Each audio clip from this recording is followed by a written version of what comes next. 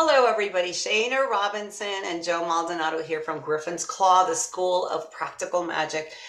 Shana, I have known for how long?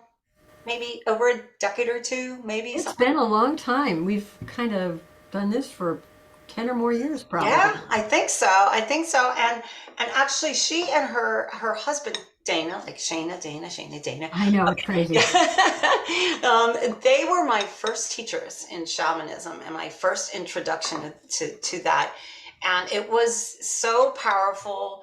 I took a bunch of lessons afterwards with them.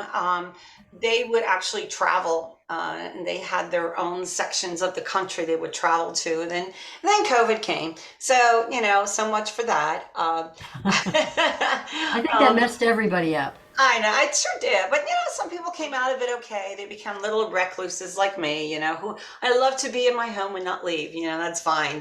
No Yeah. people just on the computer. That's it. That's it. But actually what happened was something very fantastic because Shane and I kind of got to be reacquainted, I would say. We talked about so many things that we had in common about the tea being one of them, and I am drinking out of my black china teacup today Oh, with beautiful. raven on the inside, drinking lemon balm tea today. But it's studying with Shana is something that I would recommend to anybody. Shana presents a um, very solid perspective of what shamanism is, very objective, but very sound. If you are interested in shamanism, and there's so many different variations of shamanism, there's so many different cultures of shamanism. If you're interested in that, if you've studied, this is kind of where you should begin. Right. This is the core, that's why we call it the core, and when Shana and I spoke, she kindly offered to do a class for free, which is this evening at 7, because we both have this similar feeling that our goal here is to educate and to help you understand um, what the core is. So perhaps before you go off venturing into power animals and shape shifting and all that, which is fantastic, I would strongly recommend that you study with her so that you understand, what is the basis. Um, oh, that was very odd, but that's okay. I know what that is, and I'm going to see if I can fix that. Oh, okay. I was just gonna turn the screen over to you and ask you if you can explain what is core shamanism to everybody. Okay, I'm just going to see if I can get this notification thing Okay. off so that, oh, they are off. Oh, well. Who knows? The mystery begins. The mystery begins. So, anyway, thanks so much, Joe, for that lovely introduction. And it's always fun to see you and to be with you and to do work for the school. I always feel kind of privileged, like it's my little treat to be able Oh, to mess with you and kind of get in there.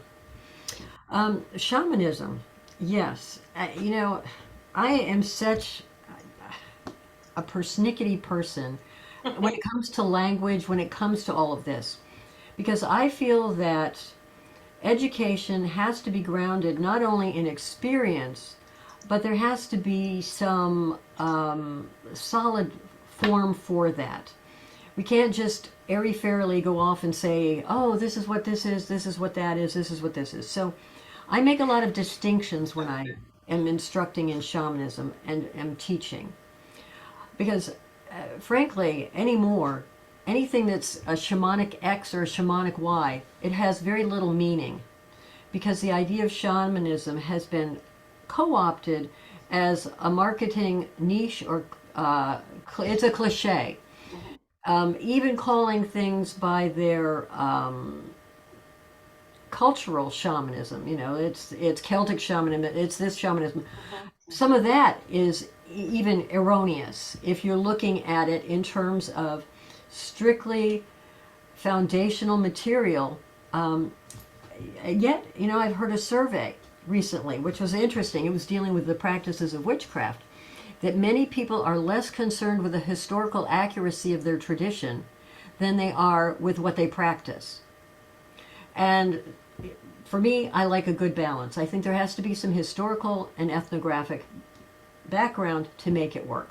Mhm. So now that I've given my big disclaimer, so you know that I'm a snoot when it comes to how we discuss things, what I think core shamanism is, um, it's a gift to us in the Western world, basically, that came to us from Michael Harner.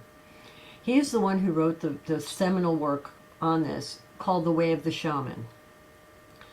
What he did through all of his studies, going, and we'll probably repeat this. If you come tonight, you'll hear this little blurb again. He took the work that he did in the Amazon region and then other cultures. He did a lot of Northern California work. He did a lot of, and when I say work, this is ethnographic study. This is going and living with people, indigenous people, Mhm. and learning what it is that they are doing when they are engaging with the spirits. Because shamanism is a spiritual practice. Again, we've got problems with words because you say spiritual and somebody thinks suddenly you're going into churches and it's angels and it's this, it's that. You know, spiritual is one of those words that can draw people in 9 different directions. Spirit. We're dealing with spirits in shamanism. A spirit is an animated essence of greater or lesser power, better perceived in the darkness than in the light. So, anybody who's dealing with this animated essence, we could talk about how many different kinds of animated essence there are. Mhm. So, you get to shamanism, you're talking about spirit work. And Michael took this broad range of people doing spirit work, communicating with spirits, and he distilled it into a form that he called core shamanism. And these are the universal or near universal techniques that the person in the role of spirit worker uses to help a community. So, does that help it Yeah, clarify that's anything great. there? And the specificity of terminology, I think, and Oh, terminology being abused. I mean, moon shamanism, stargaze shamanism. I mean, furniture cleaning shamanism. oh, right, yeah. It just goes on. And I know when I asked you, I know this is the title of shaman is a very sensitive subject. Also, Oh, can you totally. explain? I mean, there's people that call themselves shamans, and I'm like, huh? Yeah, yeah, Right, right. So can you explain that a little bit? Sure, sure. So, you can come at the language from a number of different ways. When the early people who were in Siberia encountered people who were doing these really wacko things, beating on drums, singing, chanting, taking on different guises, and came to understand that they were working with spirits, they looked to the ones, and it was primarily the Tungus or the Evenki people, and the word that was being used for that person in that community acting in that way was shaman. So that word suddenly worked its way into the literature so that anybody who was taking on guises, acting like crazy, talking to spirits, became a shaman. Hmm. Whether, and we'll back it on down even further than that. It's not accurate at all. Every other group, some groups have it has been able to connect with power, that is to provide wisdom as we and